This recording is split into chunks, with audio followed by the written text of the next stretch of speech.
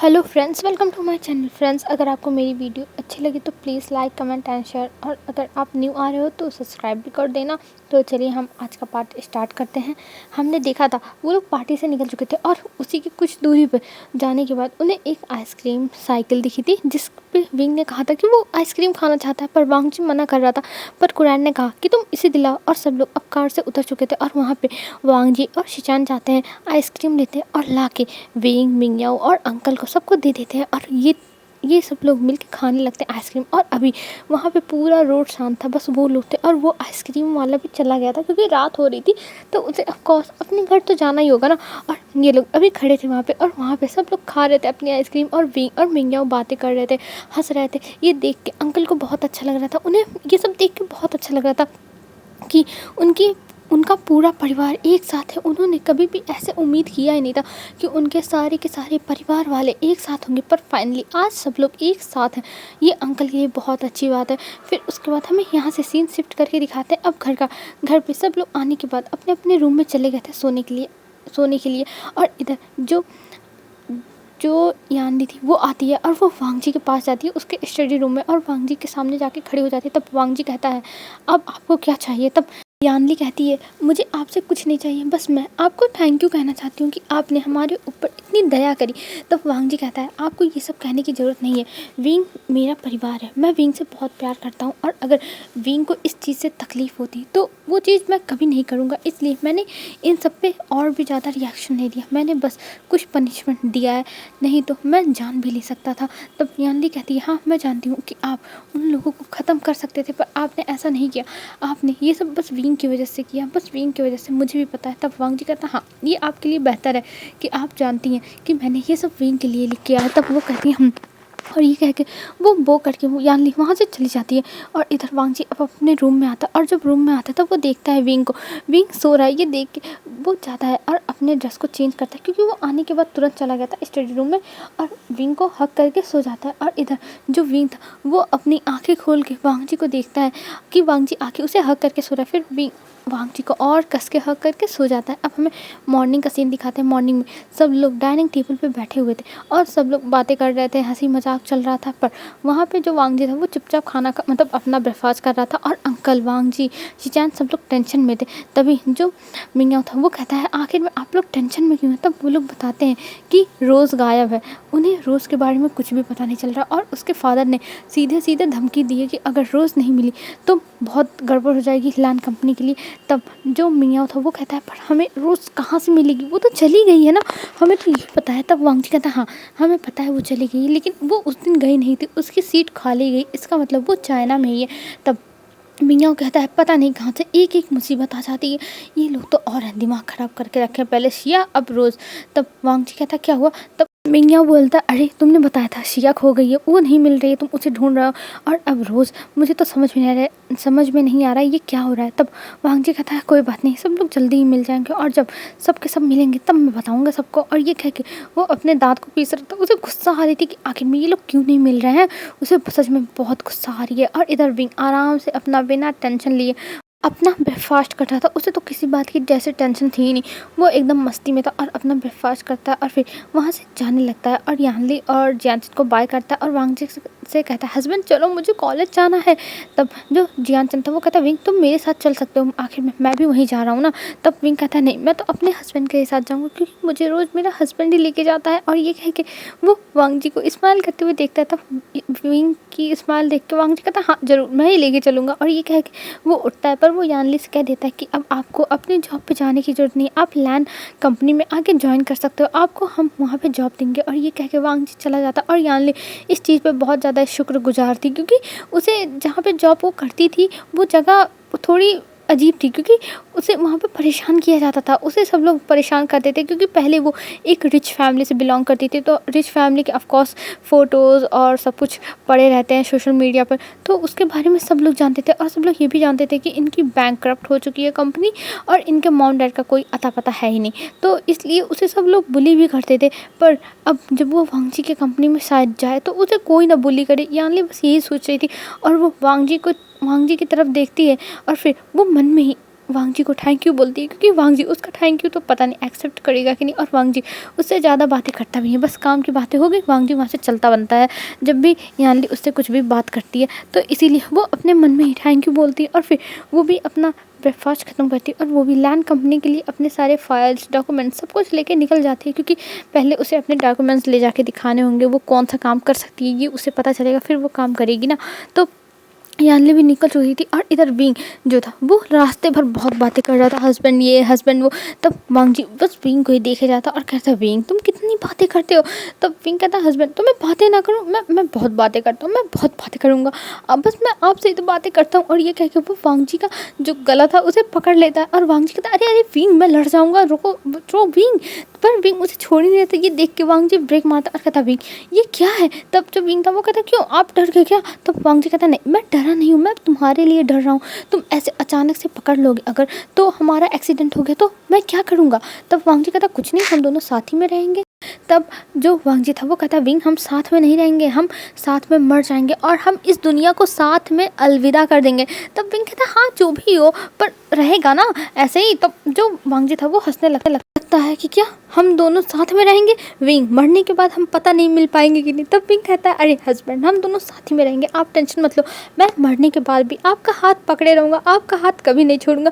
ये सुनते ही वांग जी थोड़ा इमोशनल हो जाता और कहता है, विंग ऐसी बातें मत करो, मैं तुमसे बहुत प्यार करता हूँ और मैं खुद मर जाऊँगा लेकिन तुम्हें मरते हुए नहीं देख सकता हूँ, समझे। और ये कह के वो विंग को कस के गले लगा लेता है, और विंग कुछ टाइम तक ऐसे ही रहता है। पर जब वांग जी बहुत ज़्यादा टाइट करने लगता है तब विंग कहता, हस्बैंड मुझे छोड़ो, मुझे सांस नहीं आ रही है, हस्बैंड मुझे छोड़ो। तब वांग जी विंग की तरफ देखता है और कहता है, अच्छा अच्छा ठीक है बाबा ठीक है, लो छोड़ दिया। और ये कह के वो छोड़ता है, और विंग कहता, थैंक गॉड मैं बच गया, मुझे सांस नहीं आ रही। तब वांग जी कहता, विंग अब तुम्हें और सांसें नहीं आने वाली है। और ये कह के वो विंग को एक किस देता है खूब कस के, और विंग को सांस लेने भी नहीं दे रहा था, वो बस विंग को किस किए जा रहा था। और विंग इधर अपने हाथों को पटक रहा था कि मुझे छोड़ो भाई, नहीं तो मैं मर जाऊंगा। लेकिन अब वांग जी उसे छोड़ सकता है, कभी नहीं। और वांग जी जब तक देखता है कि विंग सांस ले मतलब अपने आप को संभाल सकता है बिना सांस के, तब तक वो किसी करते हुए रहता है। और जब विंग को छोड़ता है तब एक बाइट कर देता है लिप्स पर ही, और तब छोड़ देता है विंग को। और विंग अब दूर होता है तो कहता है, हस्बैंड आप बहुत ज़्यादा ही फॉरवर्ड हो, आप बहुत ज़्यादा ही डरावने हो,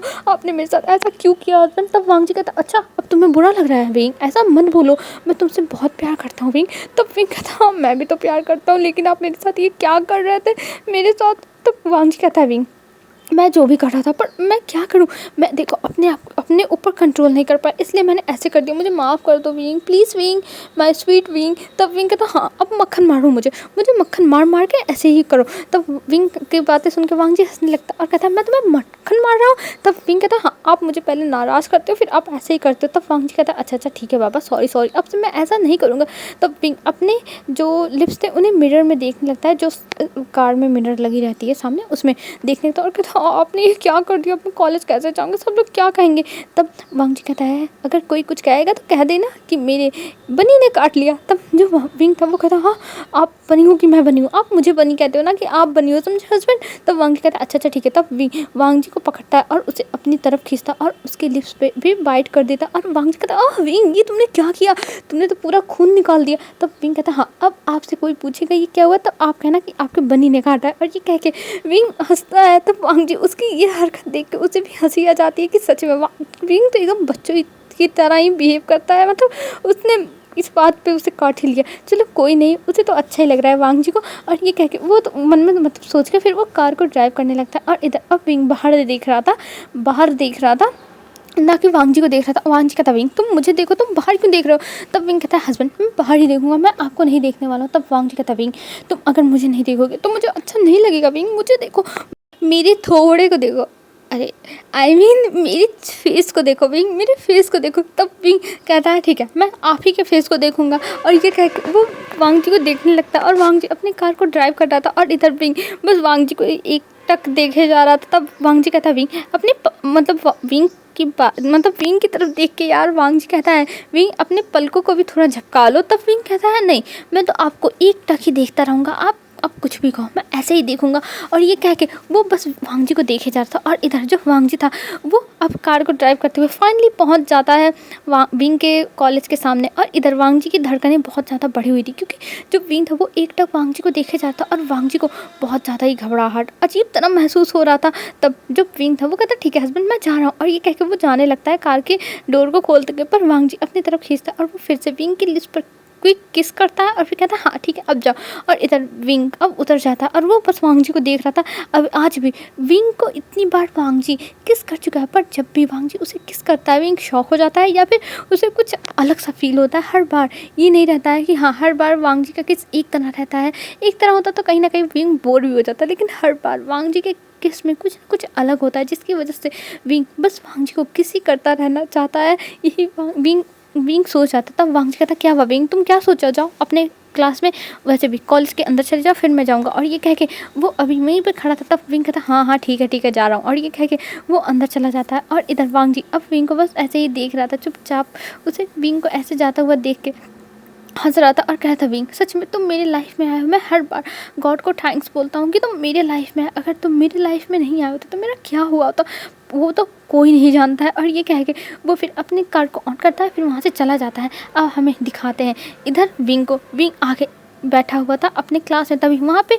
नेहा सिंह आता है और नेहा सिंह विंग को ऐसे खोया हुआ देख के कहता क्या हुआ विंग तुम ऐसे खोए हुए क्यों हो। तब विंग कहता है नेहा सिंह कुछ नहीं। तब नेहा सिंह कहता है विंग ये तुम्हारे लिप्स पर क्या हुआ, क्या कुछ काट लिया, कुछ किसी कीड़े उड़े ने काट लिया। तब विंग अपने लिप्स पे हाथ रखता है और उसे याद आता है वांग जी ने उसे कैसे किस किया था। तो वो कहता है नहीं नेहा सिंह ऐसा कुछ नहीं। तब जो नेहा सिंह था वो हंसने लगता। तब वांग जी की मतलब बातों से वो बाहर आता है विंग और कहता है नेहा सिंह तुम हंस क्यों रहे हो। तब जो नेहा सिंह था वो कहता मुझे पता है किसने काटा है, तुम्हें बहुत बड़े मच्छर ने काटा है। तब विंग कहता तुम्हारे कहने का मतलब क्या है। तब नेहा सिंह कहता अरे विंग मुझे झूठ बोलने की ज़रूरत नहीं है, मैं जानता हूँ सबसे बड़े वाले मच्छर ने काटा है जिससे तुम बहुत ज़्यादा प्यार करते हो। और ये सुन के विंग के चेहरे पे हंसी आ गई थी, क्योंकि वो भी नेहा सिंह का मतलब समझ रहा था कि आखिर में किसके बारे में वो बात कर रहा है। तब विंग कहता नेहा सिंह अपनी बकवास बंद करो। तब नेहा सिंह कहता आज मैं बकवास कर रहा हूँ विंग, मुझे तो बिलीव नहीं हो रहा मैं आज बकवास कर रहा हूँ। ओ माई गॉड विंग मैं आज बकवास कर रहा हूँ। तब विंग कहता नेहा सिंह। तब नेहा सिंह कहता हाँ तो क्या हुआ विंग तुम ऐसे बिहेव क्यों कर रहे हो। और ये कह के वो हंसने लगता है और इधर जो विंग था वो भी हंस रहा था।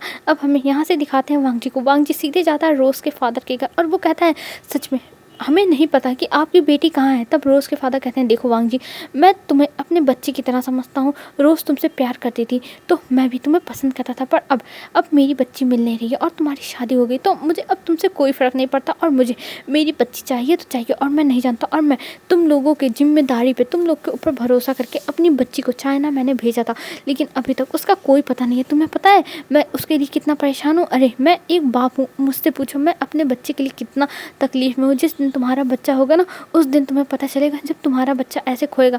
तब वांग जी कहता है देखिए आप किसी के लिए ऐसे शब्दों का उपयोग मत करिए जिससे किसी की लाइफ बर्बाद हो जाए। वैसे भी मैं आपकी बेटी को रोज़ को ढूंढने की कोशिश कर रहा हूँ, आखिर में वो मेरी बचपन की दोस्त थी। हाँ उसने गलतियाँ की, बहुत गलतियाँ की, मैंने सब कुछ माफ़ करके उसे आपके पास भेजने की तैयारी कर दी थी, पर मुझे नहीं पता था कि वो एयरपोर्ट पर से ही गायब हो जाएगी। और देखिए आप सीसीटीवी कैमरे में वो एयरपोर्ट पर से खुद ही निकली है, ना कि किसी ने उसे पकड़ा। हो सकता हो वो कहीं छिप के बैठी हुई हो। तब जो रोज़ के फादर थे वो कहते हैं नहीं वो ऐसे नहीं बैठ सकती, अगर वो कहीं छिप के बैठी होती तो वो मुझे इन्फॉर्म पक्का करती। पक्का मेरी बेटी किसी तकलीफ़ में है, तुम नहीं समझ सकते वांग जी, पर मुझसे पूछो मेरी बेटी नहीं मिल रही है। मैं कितना तकलीफ़ में हूँ, मैं अपनी बेटी की तकलीफ़ महसूस कर सकता हूँ।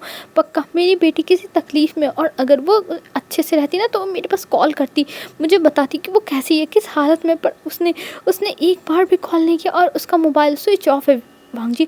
तब वांग जी कहता है देखिए अंकल मैं आपकी भावनाओं की कद्र करता हूँ, लेकिन मेरी बात भी तो समझिए, मैं उन्हें ढूंढ रहा हूँ और कल से मैंने कह दिया शोयांग से, वो ढूंढने की कोशिश कर रहा है पर सीसी के रोज़ के बारे में कुछ भी पता नहीं चल रहा है, कुछ भी पता नहीं चल रहा है। तब अंकल कहते हैं ठीक है मैं तुम्हारे ऊपर विश्वास करता हूँ, लेकिन मुझे मेरी बेटी जल्द से जल्द चाहिए, नहीं तो तुम जानते हो कि मैं तुम लोगों से कॉपरेशन ख़त्म कर दूंगा। तब वांग जी कहता है अंकल आप अगर हमसे कॉपरेशन ख़त्म करेंगे तो हमसे ज़्यादा लॉस आपका होगा। तब सीसी के फादर हंसने लगते हैं और कहते हैं वांग जी मेरी बेटी अगर मेरी बेटी को कुछ हो गया ना तो ये कंपनी, ये कॉर्पोरेशन, ये लॉस मेरे लिए कुछ भी नहीं रहेगा, कुछ भी नहीं। और जब मेरी बेटी मेरे पास होगी ना तो मैं फिर से ये सब खड़ा कर लूँगा। और अगर तुम्हारे कारण मेरी बेटी गायब हुई है तब तो मैं तुम्हें बर्बाद करके ही छोड़ूंगा। और ये कह के वो वांग जी को जाने के लिए कहते हैं और वांग जी गुस्से में वहाँ से निकल आता है। उसे बहुत गुस्सा आ रही थी आखिर में ये सीसी करना क्या चाहती है हर बार, सॉरी यार रोज़ करना क्या चाहती है हर बार, वो कोई ना कोई प्रॉब्लम खड़ी कर ही देती है हर बार। उसके साथ ऐसा क्यों करती है रोज़, उसे तो समझ में नहीं आता। और वो फिर से शिवांग के पास कॉल करता और कहता है शिवांग मुझे इस बार अपडेट दो, आखिर में रोज़ कहाँ है, तुम मुझे बता ही नहीं रहे हो। तब शिवांग कहता है वांग जी मुझे नहीं पता रोज़ कहाँ है, मैं खुद ढूंढ रहा हूँ, तुम्हारी कहने के बाद से मैं कल रात से ढूंढ रहा हूँ पर मुझे मिल ही नहीं रही है, मैं क्या करूँ। मैं खुद पागल हो रहा हूँ कि आखिर में उस रोज़ को और उस सिया को ज़मीन खा गई या फिर आसमान निगल गया, मुझे तो समझ में नहीं आ रहा मैं क्या करूँ। तब वांग जी कहता अच्छा ठीक है शिवांग तुम शांत हो जाओ, मुझे खुद टेंशन है इसलिए मैं तुमसे माफ़ी मांगता हूँ जो मैंने तुमसे ऐसे बातें की। लेकिन मैं भी क्या करूँ, मैं भी हार चुका हूँ, मुझे समझ में नहीं आ रहा मैं उस लड़की को कहाँ ढूंढूँ और मेरा गुस्सा चढ़ रहा है। तब जो शिवांग था वो कहता है वांग जी मैं तुम्हारी बातें समझ रहा हूँ पर मैं क्या कर सकता हूँ, मैं ढूंढ तो रहा हूँ ना, मैं कोशिश कर रहा हूँ ना। तब वांग जी कहता है हाँ मैं समझ रहा हूँ, तुम ढूंढ रहे हो, तुम उसे पकड़ने की कोशिश कर पर नहीं पकड़ पा रहे, पर हमें शिवांग उसे जल्दी से जल्दी पकड़ना होगा। तब वांग जी की बात सुन के जो शिवांग था वो कहता हाँ तुम टेंशन मत लो मैं ढूंढ लूँगा जल्द से जल्द। और ये कह के वो फ़ोन कट कर देता। और इधर वांग जी अब पहुंच चुका था ऑफिस में और ऑफिस में वो काम कर रहा था, लेकिन उसका जो गुस्सा था वो 7वें आसमान पे चढ़ा हुआ था। उसे बहुत ज़्यादा गुस्सा आ रही थी, उसे इरिटेशन हो रही थी क्योंकि जब कोई काम होता नहीं ना, मतलब एक काम करना चाहो और उस काम का बहुत ज़्यादा प्रेशर रहता है और वो काम ख़त्म नहीं हो रहा है, हो नहीं पा रहा है या फिर कुछ भी उसमें प्रोग्रेस नहीं हो रही है, तब बहुत ज़्यादा इरिटेशन होती है, गुस्सा आता है। तो वही वांग जी के साथ हो रहा था, वांग जी को बहुत गुस्सा आ रहा था। वांग जी बस सबके ऊपर गुस्सा निकाले जा रहा था। और ये सब जो मेम्मा थी वो देख रही थी और उसे थोड़ा सा डर भी लग रहा था कि वांग जी आज तो सबको धोएगा, उसे ऐसा लग रहा था। पर वो अपने आप को शांत करती और कहती अगर मैं ही डरने लगूंगी तो और ऑफिस वालों का क्या होगा, और ऑफिस वाले तो एकदम ख़त्म ही हो जाएंगे। और ये कह के वो अपने आप को संभालती है और फिर निकल जाती है वांग जी के सामने कुछ फाइल्स लेके, क्योंकि अगर किसी और की गलती रही तब भी मेम्मा तो पिसेगी, इसलिए तब वो वांग जी के सामने ले जाके 4-5 फाइल रखती है जो अलग अलग डिपार्टमेंट का था, जैसे HR डिपार्टमेंट और भी बहुत सारे थे तो उनका, और उन्हें साइन करने के लिए कहती है। तब वांग जी कहता ठीक है, और ये कह के वो फाइल पढ़ने लगता है। वो पहली फाइल पढ़ता है और उसे गुस्सा आती है और फिर वो उसको रख देता है, दूसरी फाइल पढ़ता है, तीसरी फाइल, 4 फाइल दी, चारों पढ़ लेता है और कहता है जिस जिस डिपार्टमेंट की ये फाइल है उनके हेड को बुलाओ। तब जो मेम्मा थी वो समझ जाती है अब तो खल्लास होना ही है सबको, और ये सोच के वो बाहर जाती है और उन्हें बुलाती है और वो चारों आ जाते हैं डरते हुए कांपते हुए आके खड़े हो जाते हैं वांग जी के सामने। तब वांग जी उन्हें देखता है और वांग जी को उन्हें देख के इतना गुस्सा चढ़ता है कि वो उठा के वो जो फाइल्स थे उन्हें उनके मुंह पे ही फेंक देता है और कहता है ये क्या फालतू की फ़ाइल है, मुझे तो समझ में नहीं आता मैं किस चीज़ का पैसा तुम लोगों को दे रहा हूँ, तुम लोगों को यहाँ पे बस खाने पीने रहने का पैसा नहीं दे रहा हूँ, मैं यहाँ काम करने का पैसा दे रहा हूँ। और आप लोगों को समझ में नहीं आ रहा है कि कैसे यहाँ काम करते हैं। अगर आप लोगों को समझ में नहीं आ रहा है, आपकी उम्र हो चुकी है तो मुझे बताइए, मैं दूसरे लोगों को लाऊंगा इस कंपनी में, ना कि मैं आपको रखूँगा जो लोग यूज़लेस हैं। तब वो चारों बैठ के नीचे माफ़ी मांग लेते हैं और कहते हैं सर हमें माफ़ कर दीजिए, हम अभी सही करके लाते हैं। तब वांग जी कहता है ठीक है जाइए, बस 5 मिनट आपके पास टाइम है, जाके सही करके ये फाइल दुरुस्त करके लेके आइए।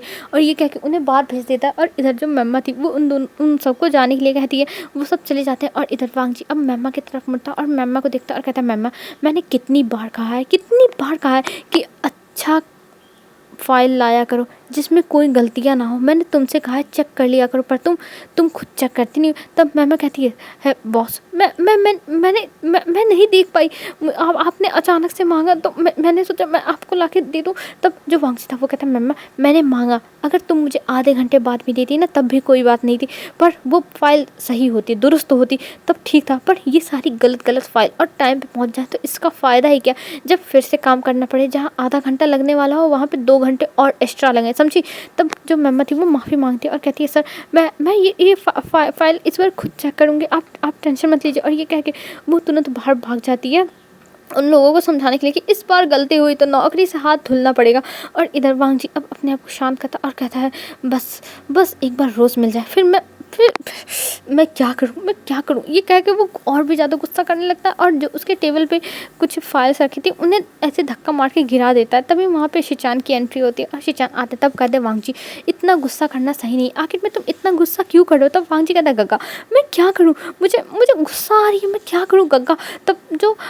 तब जो शिचान थे वो कहते हैं वांगजी मैं तुम्हारी बातें समझ रहा हूँ, लेकिन हम कर भी क्या सकते हैं, आखिर में तुम अपनी एड़ी चोटी की जोड़ लगा ही रहे हो कि मिल जाए रोज़, लेकिन रोज़ नहीं मिल रही, तो इसमें हम क्या कर सकते हैं। और ये कह के वो वांगजी को कुछ समझाता है, फिर वहाँ से चला जाता है, क्योंकि उसे पता था कि आज मतलब वांगजी का जो दिमाग है वो खिला हुआ है, तो आज वो सारे जो एम्प्लॉयज़ हैं उनके ऊपर ही गुस्सा निकालने वाला, और हर बार यही होता है। तो शिचान आके वांगजी को समझा के चले जाते हैं ऐसे ही। तभी वहाँ पे नॉक होता है, फिर से जो मेम्मा थी वो अंदर आती है और वांगजी उसे देखता है और कहता है क्या हुआ मेम्मा, अब क्या काम है। तब मेम्मा कहती है वो सर मिस वेंचिंग आई है। तब जो वांगजी था वो कहता है वेंचिंग ठीक है उसे भेजो, और ये कह के वो अंदर बुलाता है। तब जो वेंचिंग थी वो अंदर आती है। तब वांगजी कहता है वेंचिंग तुम्हारी जॉब, तब जो वेंचिंग थी वो बताती है कि उसे यहाँ पे जॉब मिल चुकी है और वो मेम्मा के अंडर में ही काम करेगी, और वहीं मेम्मा खड़ी थी। तब वांगजी कहता है मेम्मा वेंचिंग को सब कुछ समझा देना और सिखा देना ठीक है। तब मेम्मा कहती है ठीक है बॉस ठीक है, और ये कह के वो सीधा बाहर भाग जाती है, क्योंकि वो वांगजी के सामने ज़्यादा देर तक रुकना नहीं चाहती। अगर वो वांगजी के सामने रुकी तो उसका तो खैर ही नहीं, उसे पता है कि उसका तो एकदम ज़िंदगी उसके हाथों में, मतलब उसका ज़िंदगी ही चला जाएगा, उसकी नौकरी चली जाएगी, तो इसलिए वो यहाँ पे खड़ी नहीं, तो वो चली जाती है। तभी वांगजी कहता है वेंचिंग तुम यहाँ पे काम करना, लेकिन मुझे धोखा मत देना, क्योंकि मुझे धोखे से सख्त नफरत है, ये तुम याद रखना। तब वेंचिंग कहती है सर आप टेंशन मत लो, मैं आपको कोई भी धोखा नहीं दूंगी, आपने ऊपर से हमारे ऊपर एहसान किया है, तो मैं आपसे किस चीज़ का बदला ले सकती हूँ। तब वांगजी कहता है नहीं यानली तुम बदला ले सकती हो तुम्हारे मॉम डैड का, जो मैंने उनकी हालत की। तब वेंचिंग कहती है नहीं, आपने उन्हें जिंदा छोड़ दिया वही मेरे लिए बहुत है, आप तो चाहते तो उन्हें मार भी देते, लेकिन आपने उन्हें छोड़ दिया, तो इसलिए मैं आपके साथ कुछ भी बुरा नहीं करूँगी। और ये कह के वो उसे भी वांगजी मतलब अब जाने के लिए कह देता है। अब यहाँ से जो यानली थी वो चली जाती है और वो मेम्मा के पास जाके वहाँ पे काम करने लगती है, और यानली बैठ के अब मेम्मा के पास ही काम कर रही थी, और मेम्मा उसे सब कुछ समझा रही थी कि बॉस को गलतियाँ नहीं पसंद है और कैसे हैं बॉस। और ये सब सुन के उसे थोड़ा अजीब लग रहा था, क्योंकि वांगजी घर पे विंग के सामने बहुत अलग रहता है और यहाँ पे एकदम अलग। उसे तो विश्वास नहीं होता कि वांगजी इतना ज़्यादा कठोर है। सच में उसे आज पता चला कि जब जो लोग न्यूज़पेपर में या फिर कहीं भी बातें करते थे वांगजी के बारे में वो सब सच था, और जो बस घर पे दिखाई देता है वांगजी वो बस उसकी फैमिली के लिए है और विंग के लिए है, और यहाँ ऑफिस में किसी के लिए भी ऐसा वांगजी नहीं है। सच में वो सोच रही थी विंग कितना ज़्यादा लकी है जो उसे इतना अच्छा अल्फ़ा मिला, इतना ज़्यादा प्यार करने वाला अल्फ़ा। नहीं तो आजकल के अल्फ़ा है जो इधर उधर मुँह मारते हुए फिरते हैं, लेकिन वांगजी ऐसा नहीं है। सच में विंग बहुत ज़्यादा लकी है। विंग ने बचपन से जितना है कष्ट सहा है, गॉड ने उसको उतना ही ज़्यादा अच्छा पार्टनर दे दिया है। वेंचिंग नहीं, यानली यही सोच रही थी, और यानली के चेहरे पे एक स्माइल थी, कम से कम चलो विंग की तो ज़िंदगी अच्छी है, विंग तो खुश है, ये सोच रही थी। और अपना काम करने लगती है। और इधर विंग का कॉलेज ख़त्म होता है, उसके सामने कार आके खड़ी हो चुकी थी जो उसे लेने आई थी, और विंग वहाँ से जाने लगता है। तभी नौसंग कहता है विंग तुम चलोगे नहीं? तब विंग कहता नहीं मैं नहीं जाऊँगा नौसंग, पर अभी हमें रोज़ को बाहर निकालना होगा, क्योंकि वांगजी बहुत ज़्यादा परेशान है, और हम अगर रोज़ को वहाँ रखेंगे तो गड़बड़ हो जाएगी।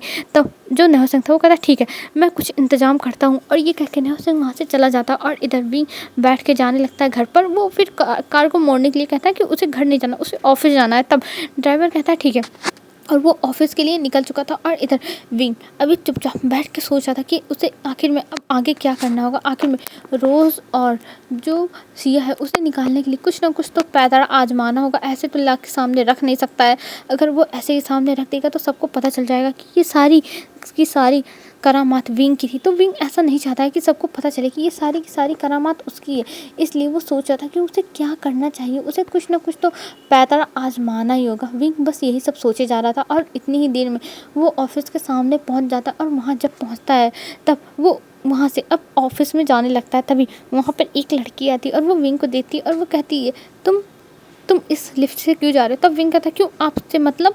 तब वो लड़की कहती ये लिफ्ट बस वीआईपी के लिए है। तब जो विंग था वो हंसने लगता और कहता है मैं वीआईपी हूँ इसलिए ही मैं जा रहा हूँ, और ये कह के वो लिफ्ट के अंदर जाता है, और तभी वो लड़की भी घुसने की कोशिश करती है, पर विंग उसे वहीं पे छोड़ देता। मतलब वहाँ पे एक गार्ड खड़ा था ना, तो उससे कहता है इस लड़की को इस लिफ्ट से नहीं आना है, उस इससे कह दो वो दूसरे लिफ्ट से है। और ये कह के वो वहाँ से चला जाता है और इधर वो गार्ड्स उस लड़की को पकड़ लेते हैं और वो लड़की चिल्लाने लगती है कि तुम जानते हो मैं कौन हूँ, तुम जानते हो।